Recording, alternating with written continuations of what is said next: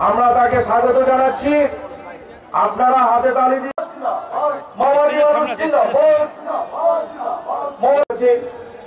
মাননীয় মুখ্যমন্ত্রীর যে উদ্দেশ্য, সেই উদ্দেশ্যকে বাস্তবায়িত করার জন্য আপনাদেরকে আহ্বান। সবাইকে নমস্কার জানিয়ে আমি আমার উদ্বোধনী ভাষণ শেষ করছি। পরে আবার শাহনাজ কাবি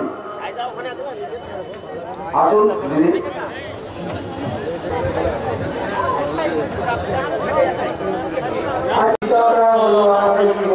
তারাই আমাদেরকে খাদ্য দিচ্ছে, তাদের থেকে কতই কত ওনার যেটা ভিশন আছে এটাকে একদম 2016-তে যেন আমাদের সেদিকে টিএসপি যিনি আমাদের বাংলার কৃতি সন্তান,